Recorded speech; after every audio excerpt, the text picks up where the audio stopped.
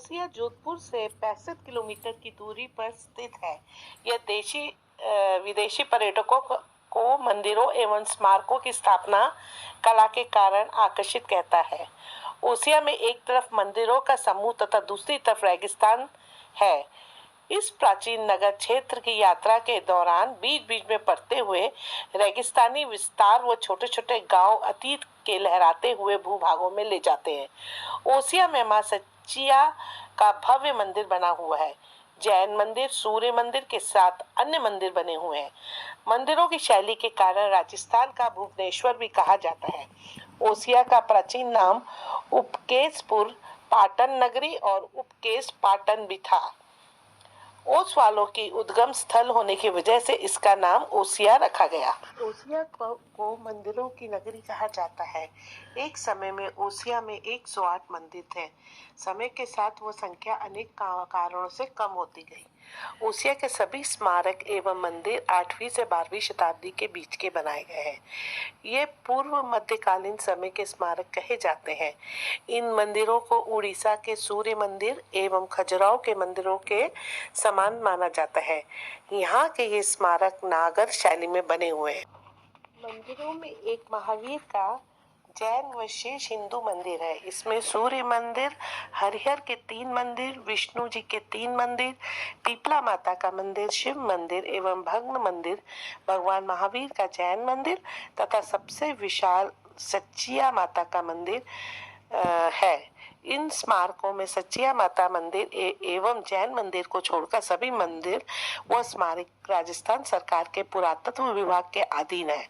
जैन मंदिर की व्यवस्था जैन ट्रस्ट द्वारा तथा सच्चिया माता मंदिर की व्यवस्था एक जातीय सार्वजनिक ट्रस्ट द्वारा की जाती है, जिसकी स्थापना सन 1976 में पुजारी जुगराजी शर्मा जी ने की थी। सच्चिया माता महर्षि सुरमर्दिनी का स्वरूप है। सत्य वचन एवं मनोकामना पूर्ण करने वाली माने जाने के कारण सच्चिका कही जाती हैं। सच्चिया माता जी की मूर्ति काले प्रस्तर के 4 हाथ वाली मूर्ति है। मूर्ति के हाथों में तलवार, ढाल, ध्वजा एवं त्रिशूल धारण किए हुए। सच्चिया माता जी का मंदिर एक हिंदू मंदिर है, जिसकी पूजा प्रार्थना एवं अनुष्ठान हिंदू रीति रिवाज के अनुसार होते हैं। यहाँ पर वर्ष में 2 मेले चैत्र नवरात्रि एवं आसोज नवरात्रि में लगते हैं। जैन धर्म के एक समुदाय की उत्पत्ति ओसिया से होने के कारण ओसवाल सच्चिया माता जी को कुल देवी के रूप में मानते हैं। इस स्थान पर पहाड़ से मां पार्वती प्रकट हुई थी। इस स्थान को ओसिया के नाम से जाना जाता है। 9वीं से 10वीं सदी में उपेंद्र ने करवाया था। सच्चिया माता की पूजा ओसवाल, जैन, परमार, पवार, कुमावत, राजपूत, चारण और पारिक आदि जातियों के लोग पूजते हैं। कहा जाता है कि राजपूतों में से ही लोग धर्म बदलकर जैन बने। अब ओसिया में जैन समाज के सैकड़ों लोग रहते हैं। लोक कथाओं के अनुसार तत्कालीन राजा उपल देव के स्वप्न में माता ने उन्हें ऐसा मंदिर बनाने की प्रेरणा दी थी। मंदिर निर्माण के दौरान इस स्थल की खुदाई में 9 लाख स्वर्ण मुद्राएं मिली थी। इन्हीं मुद्राओं से इस मंदिर को तैयार किया गया था। माता के श्रद्धालुओं व जानकारों की मान्यता है कि माता की मूर्ति स्वयं प्रकट हुई थी। दोस्तों, मैं आपको सच्चिया माता की कथा सुनाती हूँ। सच्चिया माता सच्चाई, सच्चिका, सचवाय, सुच्चियाय, सच्चिया आदि अनेक नामों से प्रसिद्ध है। ओसिया पुरातत्व महत्व का एक प्राचीन नगर है। जैन साहित्य में ओसिया नगर को उपकेश, उकेश, ओएश आदि नामों से उल्लेख किया जाता है। ओसिया धार्मिक सामंजस्य की नगरी रही है और यहाँ पर शैव, वैष्णव, शाक्त और जैन मंदिर साथ साथ बने हैं। इन मंदिरों में सच्चिया माता का मंदिर सबसे अधिक और लोकप्रिय है और सच्चिया माता के मंदिर में महिषमर्दिनी दुर्गा की प्रतिभा है। तो अब मैं आपको इनकी स्टोरी बताती हूँ कि इनका नाम सच्चिया माता कैसे पड़ा। तो जैसे कि हम जानते हैं कि डॉक्टर महावीर लोढ़ा ने अपनी पुस्तक ओस वश उद्रव और विकास तथा मांगीलाल जी बुतोड़िया ने अपनी पुस्तक इतिहास की अमर बेल ओसवाल में जैन परंपरा के गुटकों के उदाहरण दिए हैं, जिनमें ओएशा नगर, ओसिया व मंदिर के निर्माण की कथा है, जो इस प्रकार है। आज जहाँ पे ओशिया नगर बसा है वो पहले निर्जन वन था। वहाँ एक राक्षस रहता था। उस क्षेत्र में राक्षस के भय से सब आतंकित थे। मंगा नामक ब्राह्मण की आराधना से प्रसन्न होकर माता ने राक्षस का संहार किया। मरते मरते राक्षस ने प्रार्थना की माँ से कि यहाँ जो नगर आपकी कृपा से बसेगा उसका नाम मेरे नाम पर हो। संभवतः उस राक्षस का नाम ओसिया था, अतः उसके नगर का नाम ओसिया रखा गया। बाद में जब राजा उपल देव ने उपकेच गच्छ के आचार्य रत्नसूरी से देशना प्राप्त कर जैन धर्म स्वीकार किया, तब से नगर का नाम उपकेशपुर हो गया। और ये कई नामों से जाना जाता है, जैसे कि उकेश, ओएश आदि शब्द भी उपकेश शब्द के ही परभ्रम प्रयोग है। जनसाधारण के व्यवहार में इसे ओसिया के नाम से प्रचलित है। एक अन्य अध्याय के हिसाब से हम आपको बताते हैं कि माता जो थी सिचिया माता अनेक समाजों में कुल देवी के रूप में पूजित है। यहाँ बड़ी संख्या में श्रद्धालु जात देने यानी कि मान्यता प्राप्त करने, वो मान्यता जब पूरी हो जाती है तो उसको कंप्लीट करने के लिए जो उन्होंने मान्यता मानी थी वो अपनी मनोकामना को पूर्ण करने के लिए यहाँ आते रहते हैं। इस प्रकार यह मंदिर लोक आस्था का प्रमुख केंद्र है। अगर हम यहाँ पे देखें तो एक दूसरी कथा जो कही गई है वो इस प्रकार है कि एक लोकप्रिय और प्रजा से प्रेम रखने वाले महाबली राजा था। उसकी 2 रानियां थी। उसमें जो सोलंकी कुल की में उत्पन्न रानी थी उसका पुत्र अत्यंत पराक्रमी था। वो भूमंडल पर उपल देव नाम से प्रसिद्ध हुआ। उसका विवाह कछवाहा कुल में हुआ। इसके बाद वह नर श्रेष्ठ उपल देव युवराज पद प्राप्त करके शोभायमान हुआ।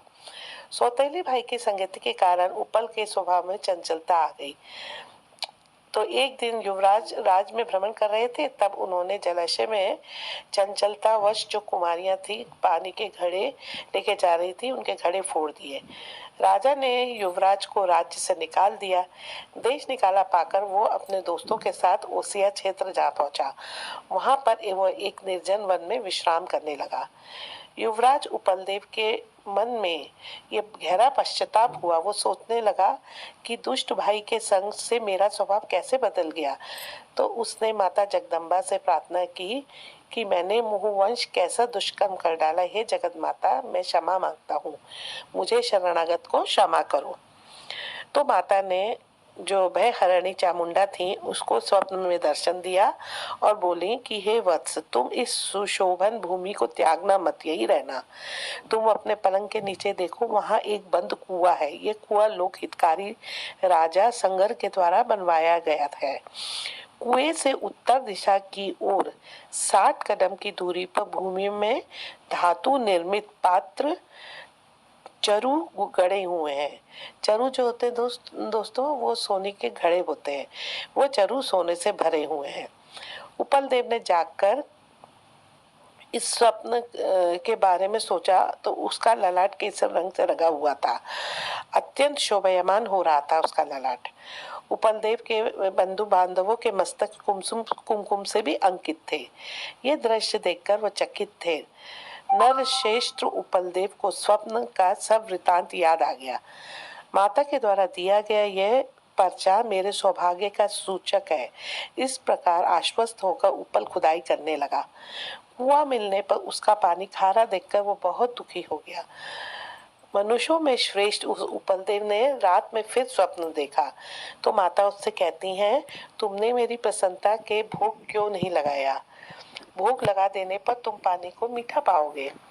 तुम घुड़सवारी के साथ पूरे दिन पृथ्वी पर घूमो, उतनी भूमि पर तुम्हारा राज्य स्थापित हो जाएगा।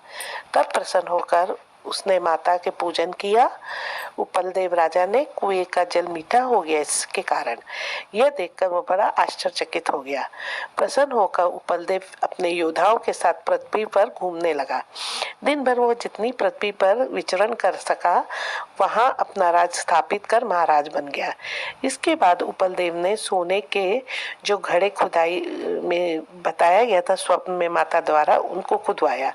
उसे बहुत से चरुओं में स्वर्ण मुद्राएं प्राप्त हुई।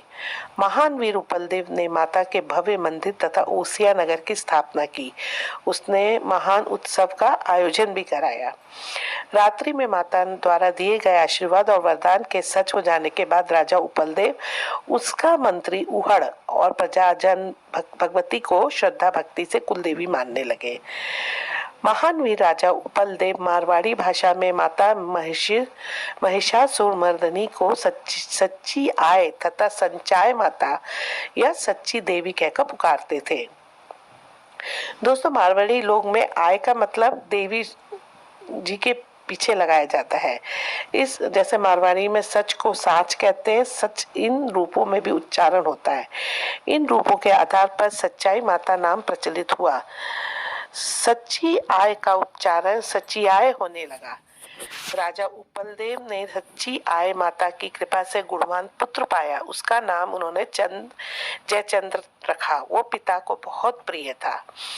राजा उपलदेव ने ढलती जवानी में एक जैन आचार्य से प्रेरित होकर बहुत से क्षत्रियों के साथ जैन धर्म की दीक्षा प्राप्त की। अपने गुरु जैन आचार्य के उपदेश से राजा ने अहिंसा व्रत धारण किया और अपने जैन धर्म के अनुसार सच्चियाई माता की उपासना करने लगा। महाराज उपलदेव की उहड़ नामक मंत्री महान धर्मनिष्ठावान था। उसने एक सुंदर महावीर मंदिर का भी निर्माण कराया। तब कुछ श्रावकों ने मंदिर में प्रतिष्ठित श्री महावीर की प्रतिभा में जो 2 गांठें थी उसको अशोभित दिखने के कारण उसको छेदन कर दिया। तब देवी ने गुस्से में आकर ग्रंथि छेदन करने वाले श्रावकों को श्राप दिया। माता के गुस्से को शांत करने के लिए स्नान पूजा की गई। तब माता ने संतुष्ट होकर अभय दान दिया। संतुष्ट हुई देवी की आज्ञा से राजा और महाजन सब ओसियाओं से प्रस्थान कर सारे राष्ट्र में फैल गए। उन्होंने अत्यंत समृद्धि को प्राप्त किया। उनके वंशज ओसवाल कहलाए। वे ओसवाल अपनी कुल देवी की कृपा की कामना से शुभ मंगल कार्य संपन्न करने के लिए श्रद्धा से आते हैं। यानी कि यहाँ पे मानता प्राप्त करते हैं और जब मानता पूरी हो जाती है तो उसका उद्यापन करने यहाँ पे जो ओसवाल लोग हैं वो लोग आते हैं। सच्चिया माता, सच्चाई माता, सूचिकेश्वरी, सुचाय, सचवाय आदि नामों से पूजी जाने लगी। कृपा की कामना से सब माँ जगदेश्वरी का ध्यान करते हैं। महिषासुरमर्दिनी कुलदेवी सच्चिया माता अपने भक्तों को मनोवांछित फल प्रदान करती है। तो दोस्तों, आशा करती हूँ कि मेरी ये जो वीडियो मैंने सच्चाई माता ओसिया वाली के नाम पे बनाई है आपको पसंद आई होगी। और अगर आपको पसंद आए तो आप इसे ज़रूर लाइक कीजिएगा। और दोस्तों, आप ज़रूर इस जगह पे जाइएगा। ये बहुत ही प्यारा मंदिर है और यहाँ की माता की बहुत मनोकामना पूर्ण करने वाली माता है। तो हम जल्दी ही नए वीडियो के साथ में आपसे मिलते हैं। और अगर आपको मेरी ये वीडियो अच्छी लगे तो आप इसे लाइक शेयर ज़रूर कीजिएगा। हम इसी तरह की नई वीडियोस के साथ फिर मिलते हैं। नमस्कार दोस्तों, स्टे होम, बी सेफ।